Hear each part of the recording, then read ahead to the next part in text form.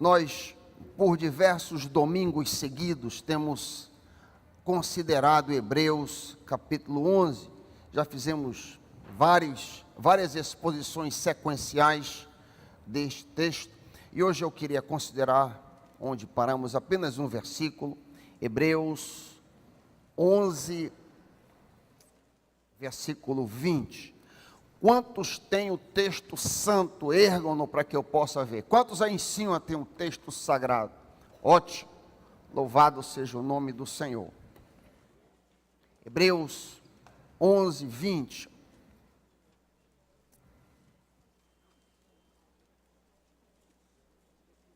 Diz assim: pela fé, Isaque igualmente abençoou Jacó e Esaú com respeito ao futuro deles. Pai querido, que as palavras dos meus lábios e o meditar do meu coração sejam agradáveis a Ti, rocha minha e redentor meu. O povo de Deus apoiando diz. Amém. O versículo que lemos começa com a costumeira expressão pela fé. Na primeira exposição que fizemos, trabalhamos bastante esta ênfase, esse moto, esse estribilho pela fé. É interessante que é uma palavra apenas em grego, que pode ser traduzida de diversas maneiras, por meio da fé, ou devido à sua fé. Eu achei que a paráfrase desta palavra, a sentença desta palavra, ficaria bem mais elucidativa, se ao invés de eu traduzir pela fé, a paráfrase, por causa da sua confiança em Deus, tal e tal coisa. E aqui nós temos aí vários exemplos, eu acho que lança luz nas ações e neste moto. No verso 4, por exemplo, por causa da sua confiança em Deus, Abel ofereceu o mais excelente sacrifício que Caim. 5, por causa da sua confiança em Deus, Enoque foi transladado e não viu a morte. 8, por causa da sua confiança em Deus, Abraão obedeceu.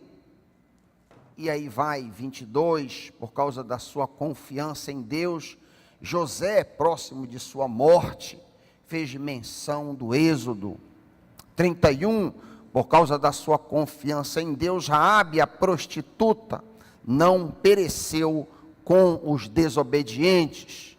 Às vezes a gente usa termos e palavras, por exemplo, como fé, e elas acabam desnudas do seu sentido pela repetição excessiva e porque às vezes a gente não entende bem o que esses termos querem dizer. Mas eu acho bem apropriado, então, uma paráfrase como esta que eu estou tentando fazer, por causa, no versículo em pauta, versículo 20, por causa de sua confiança em Deus, Isaque abençoou seus filhos, Jacó e Esaú, a respeito de coisas futuras. Esta manhã, eu queria fazer 3 perguntas a este versículo. 3 perguntas, que são: quem é Isaque? O personagem foco do versículo 20. Segunda pergunta: de que forma Isaque demonstra ter fé ou confiança em Deus? E a terceira pergunta que eu gostaria de responder é: de que forma Isaque abençoa seus filhos? Aí você tem o clássico sermão de 3 pontos, não foi proposital, mas aconteceu como que naturalmente. Então vamos atacar uma pergunta por vez. Quem é Isaque? Esse personagem aí. Isaque é o menos notório da tríade Abraão, Isaque e Jacó. É o menos famoso dessa trindade aí que fundou o judaísmo. A título de exemplo, Abraão é citado 312 vezes no corpo das Escrituras. Jacó, ou Israel, seu filho, é citado 363 vezes na Bíblia. Já quando comparamos aí o intermediário Isaac, ele é citado apenas 129 vezes, não? Ele é o bem menos famoso do que aquele que vem antes e aquele que vem depois. Ele está sanduichado, por assim dizer, entre seu pai e seu filho. No geral, a vida de Isaac foi um tanto pacífica, ele é sossegado, ele é pacato, bem diferente do seu pai e do seu filho. Abraão e Jacó se envolveram em guerras, por exemplo. Abraão e Jacó peregrinaram fora da terra prometida, ambos.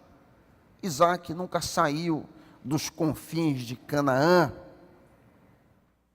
Isaac casa-se com sua prima Rebeca aos 40 anos e tem os gêmeos Esaú e Jacó aos 60 anos.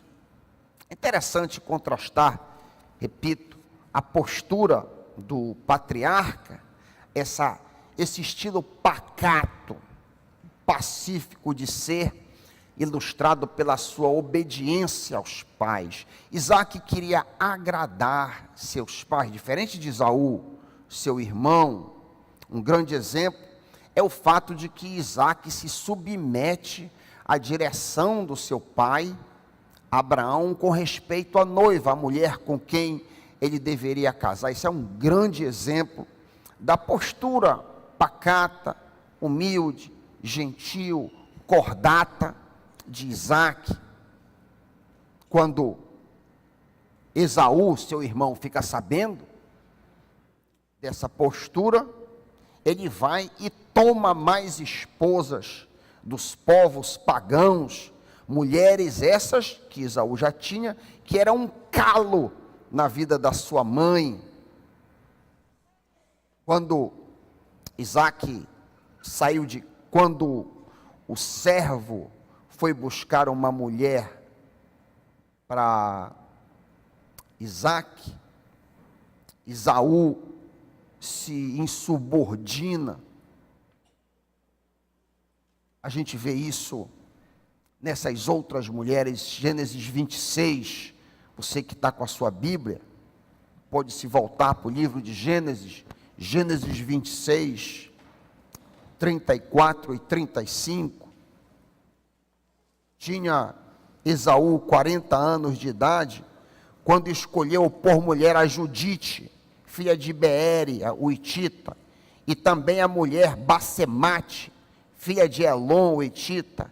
Essas mulheres amarguraram a vida de Isaac e Rebeca. Essas mulheres amarguraram, tornaram a vida dos pais muito difícil. Tanto é que Rebeca comenta a respeito dessas mulheres, das suas noras. Gênesis, interessante, um texto bem interessante, em Gênesis 27, 46. Olha que texto: estou desgostosa da vida por causa das mulheres hetitas. Se Jacó escolher esposa entre as mulheres desta terra, entre as mulheres hititas como esta, perderei a razão de viver. Não tem mais sentido essas mulheres têm sido uma praga tão grande na minha vida, que não há mais razão para continuar vivendo. E é interessante então a postura do filho humilde, Isaac, que aceita a direção dos seus pais. Há uma lição prática aqui muito grande para mim e para você. Devemos procurar agradar os nossos pais. Devemos buscar agradar os pais, isso é agradável a Deus. A posição de Esaú é de insubordinação. É interessante que isso é colocado de forma contrastante. Não é uma coisa que acontece por acaso. Se você examinar Gênesis 28, 6 a 9, você vai ver o coração de Esaú, o coração rebelde. Gênesis 28, Esaú viu que Isaac havia abençoado a Jacó e o havia mandado a Padã Arã para escolher ali uma mulher, e que ao abençoá-lo, dera-lhe a ordem de não casar com mulher cananeia. Também soube que Jacó obedecera a seu pai e a sua mãe, fora para Padã-Arã. Percebendo então Esaú que seu pai Isaque não aprovava as mulheres cananeias, olha aí, foi à casa de Ismael e tomou a Malaate, filha de Ismael, além das mulheres que já tinha. O meu pai não concorda, então eu vou tomar outra. Um rebelde.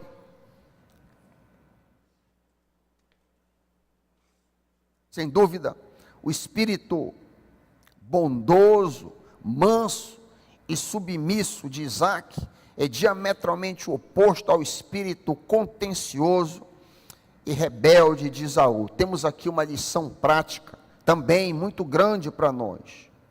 Mansidão é agradável a Deus. Lemos no Salmo 37, 11, os mansos herdarão a terra e se deleitarão na abundância de paz. Jesus ensina a mesma coisa. Bem-aventurados os mansos, porque eles herdarão a terra. Mateus 5:5. São justamente os mansos e humildes que gozam de paz. Você quer ser feliz? Você quer gozar de paz? Olhe para o exemplo de Isaque. A Bíblia diz, por causa dessa postura humilde e mansa, que Deus se agradou. Deus se agrada, é o que a gente lê a respeito de Esaú e Jacó. Essa postura mansa. Malaquias 1, 2 e 3. Malaquias 1, 2 e 3. Eu sempre os amei, falando sobre os israelitas, diz o Senhor. Mas vocês perguntam, de que maneira nos amastes?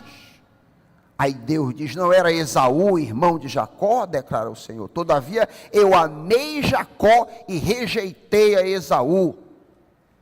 Eu amei Jacó e rejeitei a Esaú. O manso, o pacato conquista o coração do pai. O rebelde, o insubmisso, provoca a sua repulsa. Mansidão é a capacidade de sofrer injustiça e não revidar. É justamente essa a postura do patriarca Isaque. Ele é injustiçado. Eu já estou trabalhando um outro aspecto do seu caráter. Estou trabalhando já aqui um outro elemento do perfil de Isaque. Isaque é repetidamente provocado, injustiçado, sem reagir. Muito interessante isso. Gênesis 26, lembra, estamos analisando e tentando responder quem é Isaque. Quem é Isaque? Gênesis 26, 14, 15, a Bíblia diz que Isaque tinha possessão de ovelhas e possessão de vacas, e muitas pessoas ao seu serviço, de maneira que os filisteus o invejavam. E todos os poços que os servos de seu pai tinham cavado nos dias de Abraão, os filisteus entulharam e encheram de terra.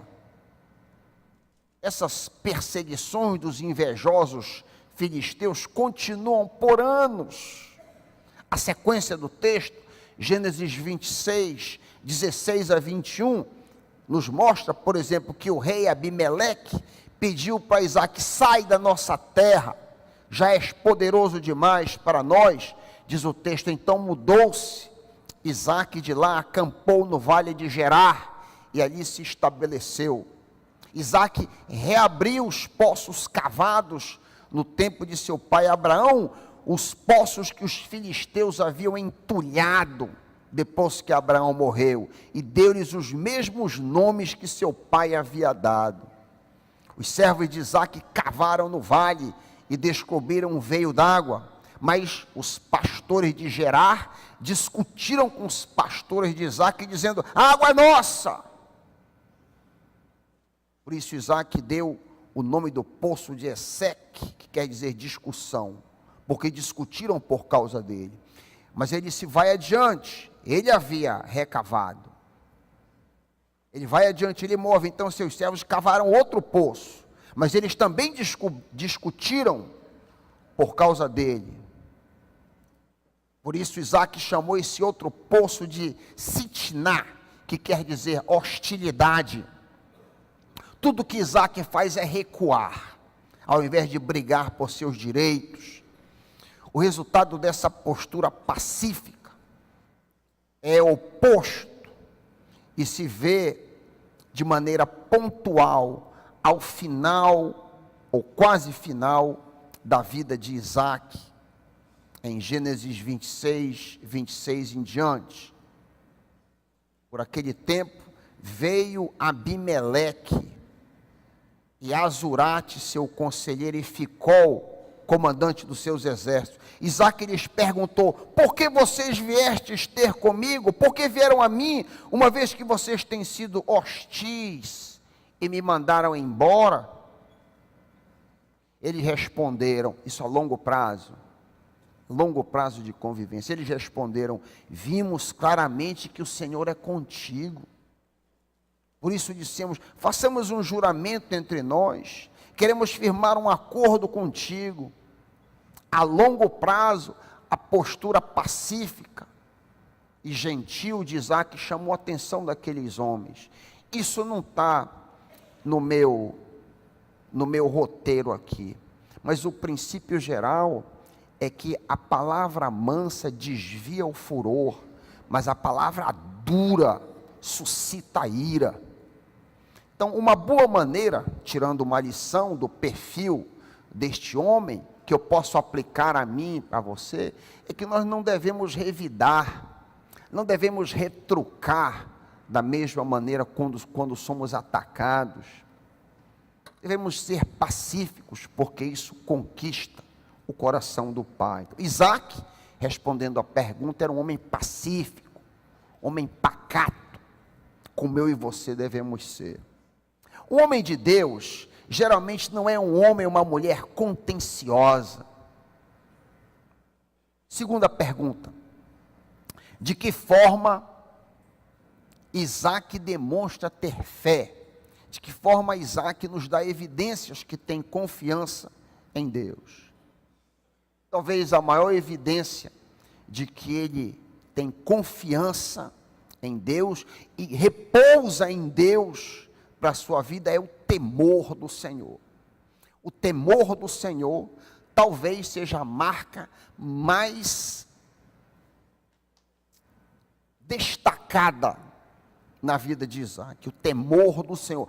Tanto é que ele ficou conhecido como um homem que temia o Senhor. Ué, pastor, onde é que está escrito isso? Quando Labão alcança o fugitivo Jacó, lembram, a título de recapitulação, Jacó vai embora e mora 20 anos debaixo do jugo do seu sogro, que o trata bem duro e ruim, mas enfim, ele resolve fugir, porque sente que os seus cunhados e o seu próprio sogro estão tentando fazer mal a ele. Ele foge de casa com seus pertences, mas enquanto ele foge, o seu sogro o alcança em um monte. Gênesis 31, 42. Lemos ali que Jacó, irritado com seu sogro por tê-lo servido 20 anos e ter que fugir e escapar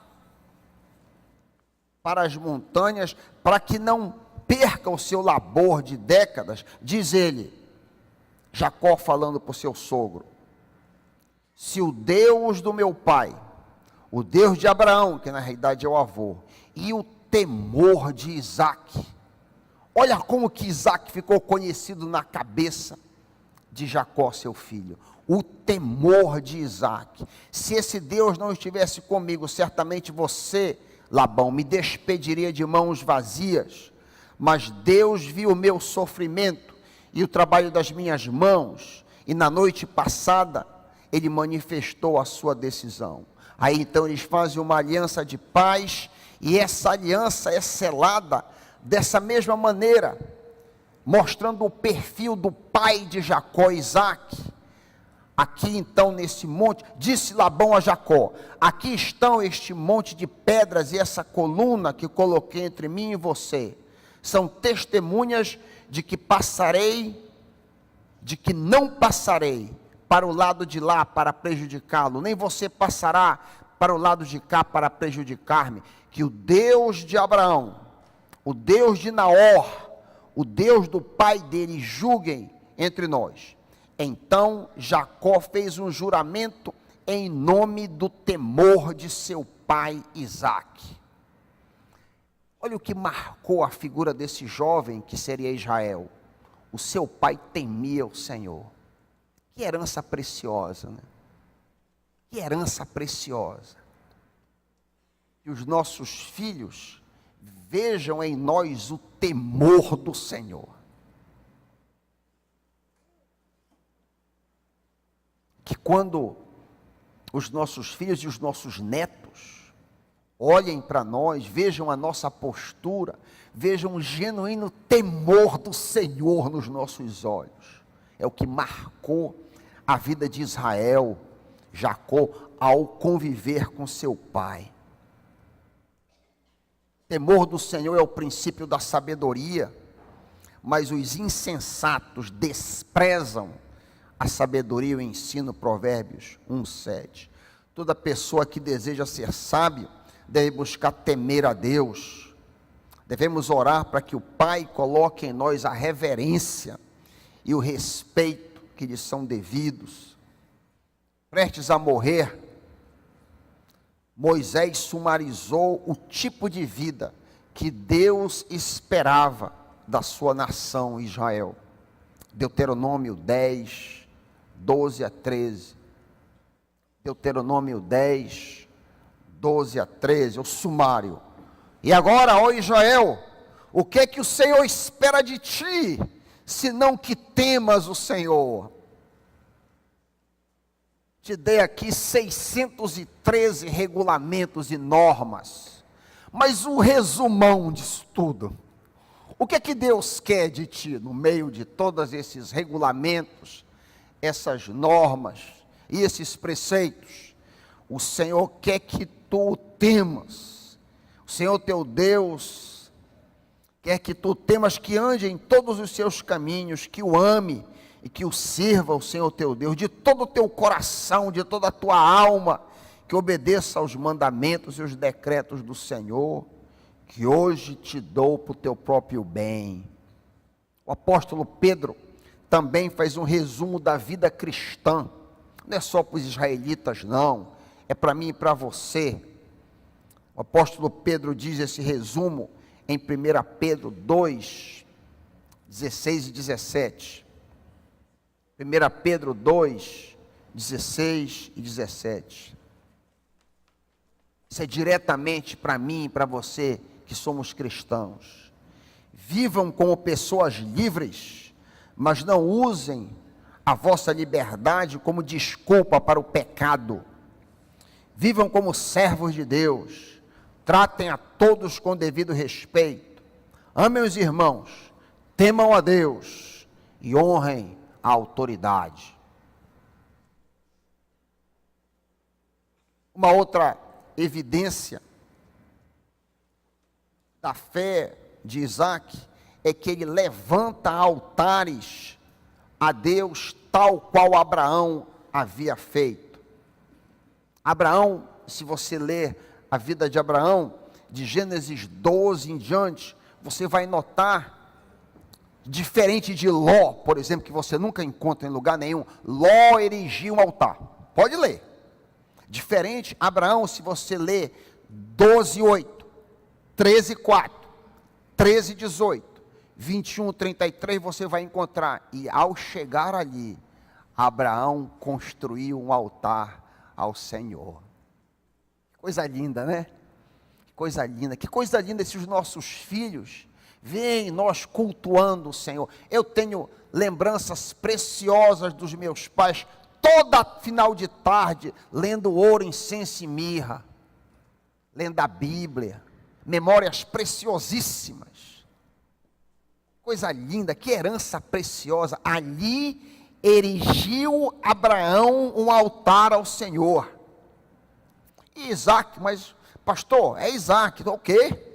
Gênesis 26, 25, olha aí, Gênesis 26, 25, Isaac construiu neste lugar, onde? Em Berseba, um altar e invocou o nome do Senhor. Evidência que Isaac tinha fé, tinha confiança no Pai. E esse é um contraste, como disse, entre os homens de Deus, Abraão, Isaque, Jacó e Ló, que só queria saber das coisas desta terra. Este Isaque, que pela fé abençoa Jacó e Esaú com respeito ao futuro deles. Essa é a terceira pergunta. De que forma Isaque abençoa seus filhos?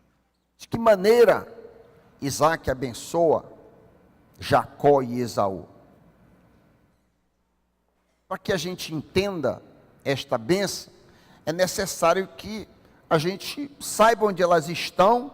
Que bênçãos são essas aí? Elas estão no Antigo Testamento, Gênesis 27, 25 a 29, ali a gente encontra a bênção que foi dada a Jacó. Vocês lembram daquele engano que Jacó fez se passando por seu irmão, né? Mas a gente pega o texto andando aí a partir do 25. Então Jacó lhe disse: meu filho, traga-me da sua caça para que eu coma e o abençoe. Jacó o trouxe, o pai comeu. Então trouxe o vinho e ele bebeu. Então seu pai Isaque, ele disse: venha cá, meu filho, dê-me um beijo. Ele se aproximou e Isaque o beijou. Quando sentiu o cheiro de suas roupas, Isaque o abençoou, dizendo: ah, o cheiro do meu filho é como o cheiro do campo que o Senhor abençoou. Que Deus lhe conceda do céu, está aqui a bênção, o orvalho, e da terra a riqueza, com muito cereal e muito vinho. E a segunda parte da bênção: que as nações o sirvam e os povos se curvem diante de você. Seja Senhor dos seus irmãos e curvem-se diante de você os filhos de sua mãe. Maldito seja o que te amaldiçoar, bendito seja o que te abençoar. Que bênção poderosa. É interessante, como parêntese, quando essa bênção, essa coisa de colocar as mãos, quando eu deixei o Brasil para uma peregrinação que acabou demorando 12 anos, eu me perguntei quem é o tio que eu tenho maior reverência. Eu tinha um tio em Castanhal, o tio Fulton, já cego. Eu fiz uma peregrinação inspirado nesse texto. Eu fui até Castanhal, me ajoelhei na beira da cama e disse: eu vim buscar a sua benção. E ele se pôs, ele já bem debilitado de saúde, colocou as mãos na minha cabeça e me abençoou, e eu fui bem sucedido na minha jornada. Vale a pena buscar a bênção de um homem de Deus que você respeita e considera. Esse tio tinha pouco, quase nada de recursos. Outros tios meus eram bem mais abastados, mas eu vi nele o homem mais santo dos tios. Outros também eram santos e homens de Deus. Isso não tem nada a ver também com script, mas eu achei bem interessante aqui a bênção do patriarca sobre o seu filho. Maldito quem te amaldiçoar, e bendito quem te abençoar. É interessante que o versículo 28 aí fala de bênção de prosperidade temporal. Versículo 28. O orvalho da terra era fundamental para boas colheitas naquele deserto, naquela região árida. A riqueza material é profetizada como comida, cereal e bebida, vinho. É bom que a gente estabeleça uma diferença muito grande entre o Antigo Testamento e o Novo Testamento. As bênçãos no Antigo Testamento, no geral, são materiais. 99% das bênçãos, coisa material, comida, bebida, casamento, terras, conquista, filhos, essas são as bênçãos da antiga aliança. As bênçãos da nova aliança, no geral, são bênçãos espirituais. E a mais importante delas é vitória sobre o pecado. É a maior bênção do Novo Testamento. É poder do Espírito Santo. É vitória por cima do pecado que os crentes da antiga aliança não tinham. Os crentes da antiga aliança tinham perdão de pecados, é diferente. Eles não tinham vitória sobre o pecado. Davi almejava a verdade do íntimo, mas não tinham poder, porque não tinham a possessão, o derrame do Espírito Santo, não havia sido concedido ainda. Então, aqui, a primeira parte da bênção é temporal, é material, comida e bebida. Mas o versículo 29 diz algo bem interessante, que as nações o sirvam e os povos se curvem diante de você. Seja você chefe, senhor de seus irmãos. Maldito aquele que te amaldiçoar e bendito quem te abençoar. Quando foi que isso se cumpriu? Quando isso aconteceu? Séculos mais tarde, durante o reinado do rei Davi, os edomitas, que são os filhos de Esaú, foram subjugados por Israel, segundo Samuel 8, 13 e 14. Durante o reinado do rei Davi, os filisteus, os moabitas, muitos povos, principalmente os edomitas, se tornaram vassalos de Israel. Mas o cumprimento final dessas palavras aqui, está todo mundo comigo? O cumprimento final das palavras de Isaac, da bênção de Isaac, se dá quando Jesus, o filho de Davi, o filho de Isaac, filho de Abraão, Isaac e Jacó, estabeleceram o seu reino eterno. Salmo 72, 8, 9 e 11. Olha as palavras proféticas de Isaac: governe ele de mar a mar, desde o rio Eufrates, o filho, o descendente de Isaac, até os confins da terra. Inclinem-se diante dele as tribos do deserto, e seus inimigos lambam o pó. Inclinem-se diante dele todos os reis e sirvam-no todas as nações. Cristo, o descendente de Isaac, derrotará todos que zombam do evangelho. Onde é que está isso? Cristo, Jesus Cristo, derrotará todas as pessoas que hoje zombam do evangelho. Segunda Tessalonicenses, se você não sabia onde é que está isso aí, anote. Segunda Tessalonicenses, capítulo 1, 7 a 10. Segunda Tessalonicenses, capítulo 1, 7 a 10. Quando isso vai acontecer, você pergunta. Isso acontecerá quando o Senhor Jesus for revelado no céu com seus anjos poderosos em meio à chama de fogo. Ele punirá os que não conhecem a Deus e não obedecem ao evangelho do nosso Senhor Jesus Cristo. Esses que zombam sofrerão a pena de destruição eterna, a separação da presença do Senhor e da majestade do seu poder. Isso acontecerá no dia em que ele, Jesus, vier para ser glorificado nos seus santos e admirado em todos os que creram, você e eu, inclusive aqueles que creem no nosso testemunho. Aquilo que Isaac disse 4.000 anos atrás, abençoando o seu filho, se cumprirá de forma cabal quando Jesus Cristo, seu descendente, retornar a este mundo. Você crê nisso? Você crê nisso? Que embora a gente passe por dificuldades, às vezes embaraços, por sermos crentes, mas isso vai ter um fim. Aqueles que zombam, porque quando as pessoas zombam de você por ser crente, e se não zombam, deve ter alguma coisa errada com você. Se todo mundo no seu departamento, no seu emprego, na escola, onde você anda com seus colegas, você é admirado e você é queridinho, não existe uma hostilidade em relação à sua pessoa, tem alguma coisa errada com você. E todos aqueles que amam a verdade serão perseguidos. Isso é a promessa do Senhor Jesus. Não adianta você querer ser amigo daqueles que estão no mundo.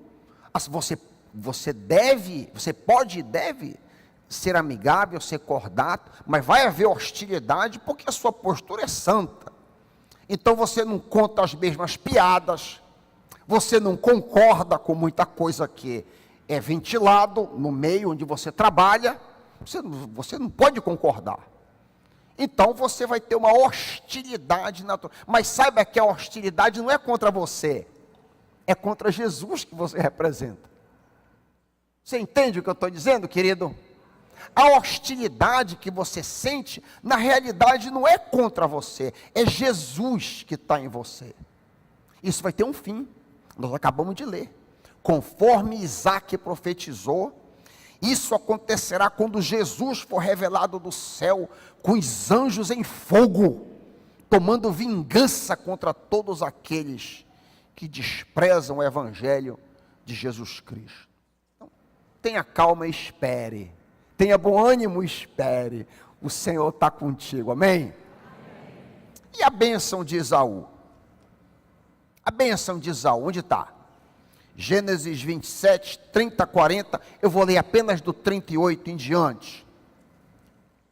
Vocês lembram do episódio, quando Esaú entra com a caça, e ele diz, mas eu já abençoei, quem foi que eu abençoei? E não é Jacó, não é enganador? Disse Esaú, seu filho, o nome dele não é Jacó, o trapaceiro? Aí Isaac se mantém firme, disse, eu não posso te abençoar, eu já abençoei teu irmão. 38, Esaú, meu pai, versículo 38, Gênesis 27, 30, meu pai, o Senhor tem apenas uma bênção, abençoe-me também, meu pai.